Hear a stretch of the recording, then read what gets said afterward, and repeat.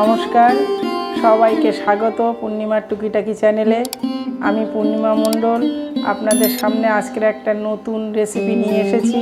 খুব সাধারণ, কম সময়ে কম খরচে হয়ে যাবে কাঁচকলা ভাজা। তাহলে চলুন আমি কাঁচকলাগুলো এবার কেটে নেব। দেখুন এখানে আমি কয়েকটা কাঁচকলা নিয়ে নিয়েছি, কিন্তু কাঁচকলা কাটার আগে আমি কিছু টিপস, এইগুলোই হলো আমার টিপস, যে আমি এই হাতে যদি তেল লাগিয়ে নিই, সর্ষের তেল যদি লাগিয়ে নিই, তাহলে আমার হাতে আঠাটা লাগবে না। আর এই বটিতেও এরকম লাগিয়ে নিলে, বটিতে দেখবেন কাঁচকলা কাটতে গেলে না বটিতে প্রচুর আঠা আঠা হয়ে যায়, সেটা আর হবে না। আর হাতে ভালো করে একটু তেল লাগিয়ে নিলে হয় কি, যে হাতটা কালো হয়ে যায়, সেটা হবে না। আর দেখুন আমি এখানে নিয়েছি, জলে হলুদ গুলে নিয়েছি। এবার আমি একে একে কাঁচকলাগুলো সামনের দিকে এবং পিছনের দিকে দুটো মুখ এইভাবে কেটে আগে জলে দিয়ে দেবো, লবণ হলুদ জলে দিয়ে দেবো। দিলে কি হবে, আমাদের কিন্তু ওই যে মুখটায় আঠাটা, এই হলুদটাও এরকম এতটাই কাজ করে যে আপনার ওই মুখের যে আঠাটা, সেটাও একটা কষ বেরিয়ে গিয়ে হাতে লাগবে না। কারণ আমরা সব সময় চিন্তা করি কি, এই আঠা জিনিস কাটতে গেলে আমাদের হাতে আঠা লেগে যায়, এই জন্যে না খুব বাজে দেখায়, আঙুল টাঙুলগুলো কালো হয়ে থাকে। প্রত্যেকটা কলা আমি এরকম করে ছাড়িয়ে নেব। নিয়ে আমি কিন্তু এখানে একটা জিনিস বলে রাখি, আপনারা এটা গোল গোল করে চিপস করেও কাটতে পারেন, আবার কুচি কুচি করে কাটতে পারেন। তা আমি দেখুন কিভাবে কাটছি। দেখুন দেখুন এই খোসা ছাড়াচ্ছি তো, হাতে কতটা আঠা আঠা লাগছে, ভীষণ আঠা আঠা লাগছে। একদম দেশি কাঁচকলা, কাঁচকলাগুলোর সাইজ দেখুন কি সুন্দর। এইভাবে গোল গোল রিং রিং করেও আপনারা ভাজা করতে পারেন, এইভাবে গোল গোল করে। কিন্তু আমি গোল গোল করে আজকে করব না, আমি আজকের এরকম কুচি কুচি করে করব। এই ঠিক এইভাবে এরকম কুচি কুচি করে করব, কারণ ওভাবেও আমি করি, এভাবেও করি, দুরকম। আপনারাও করে দেখবেন। আর সবথেকে বড় জিনিস কি বলুন তো, খুব তাড়াতাড়ি রান্নাটা হয়ে যায়। আপনি তাড়াহুড়ো করে আপনি কিছু করতে চাইছেন, যদি ঘরে কাঁচকলা থাকে, আপনি এরকম করে তাড়াতাড়ি করে, বাচ্চাদেরও মুখে ভালো লাগবে। বেশ ভাজাটা, এই কাঁচকলা ভাজা কিন্তু এইটা সব বাচ্চারাও পছন্দ করে, এরকম করে করে দিলে। আমি ফিরে আসছি, প্রত্যেকটা কাঁচকলা আমি কেটে নিয়ে আমি ফিরে আসছি। সব কলাই কিন্তু কেটে নেওয়া হয়ে গেছে, এই একটা কলা, লাস্ট কলা আছে। ঠিক এইভাবে সব কলাগুলো কিন্তু আমি কুচি কুচি করে কেটে নিয়েছি, এরকম। এখন এতগুলো কলা কাটলাম, আমার হাতে কিন্তু একটু কালো হয়নি, কিন্তু যে কালো কালো আঠা লেগে যায় বা যেটা পুরো আঙুল কালো হয়ে যায়, সেটা কিন্তু আমার কিচ্ছু হয়নি। এবং বটির গায়েও দেখুন, বটির গায়ে কিন্তু কোনো রকম আঠা লাগেনি। এইগুলো হচ্ছে সব সময় আমাদের রান্নার সময়, এগুলো সব এরকম ছোট্ট ছোট্ট প্রচুর টিপস আছে, আপনি আমার চ্যানেলে অবশ্যই পাবেন ছোট ছোট টিপস। এই আমার পুরো কলা কাটা হয়ে গেল, এই দেখুন। আমি যতই হাত দিয়ে করি, কারণ আমার হাতে কিছুই লাগবে না, পরিষ্কার হাত একদম।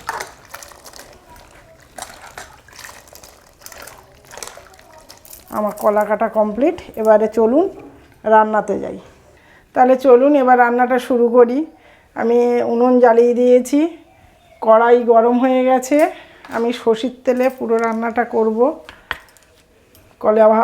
কাঁচকলা ভাজাটা তেল দিয়ে দিচ্ছি, পরিমাণ মতো তেল দিয়ে দিলাম, পরে লাগলে পরে দেব।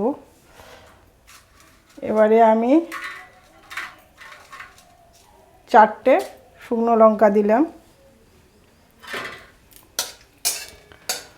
লঙ্কাগুলো একটু লাল লাল করে ভেজে নেব।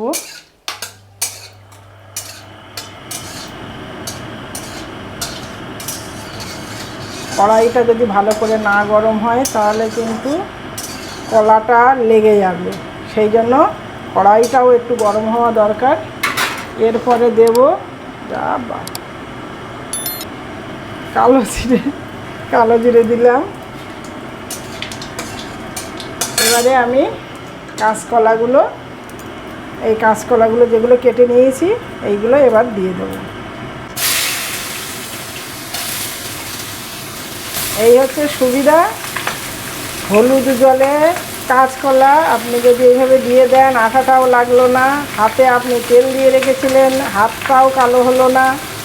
কত সুবিধা বুঝতে পারছেন? রান্না করবেন আপনার হাতও কালো হবে না, কাঁচকলা রান্না তৈরি। এবার একটু নেড়ে চেড়ে নেব।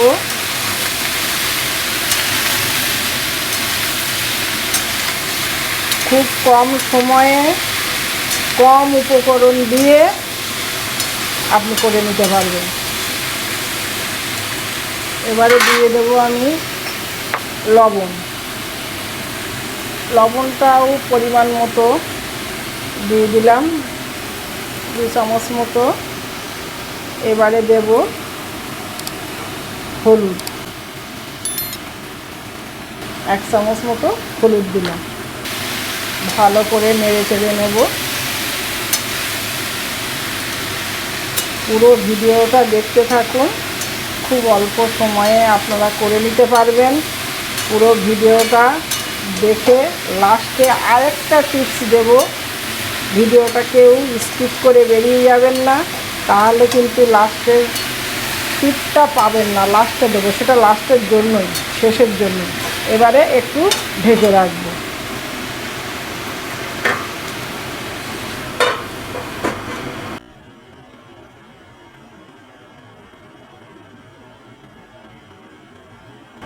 এবার ঢাকনাটা খুলে দেখব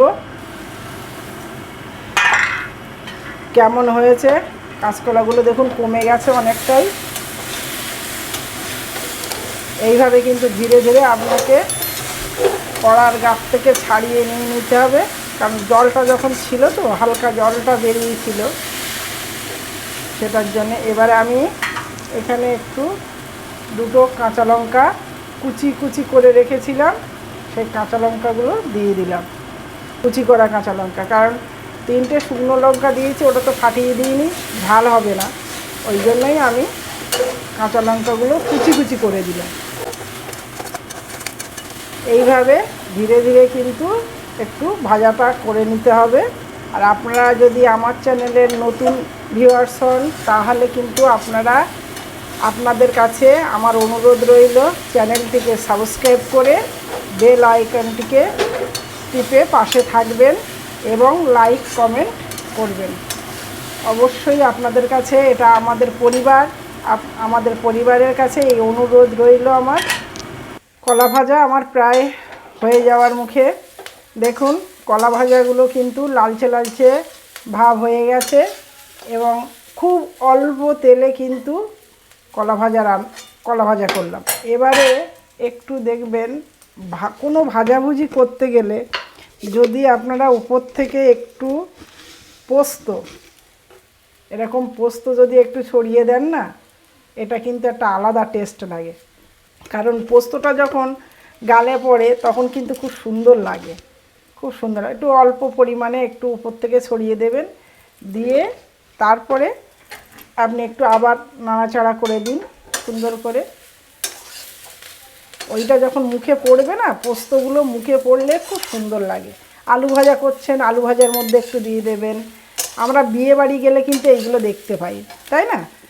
এই জন্য এটাও একটা ভাজা করছি, তাই এটাও একটু আমি একদিন করেছিলাম, দেখলাম খুব সুন্দর লাগলো, ওই জন্যই এটা আপনাদের সাথে শেয়ার করলাম। একটু নাড়াচাড়া করে একটু সময় রেখে দিয়ে তারপরে নামাবো। আপনারা যদি মনে করছেন যে একটু তেল দেবেন, হালকা করে একটু তেল দিতেও পারেন। আবার যদি মনে করেন না দেব না, আমি একটু হালকা করে তেল দিচ্ছি।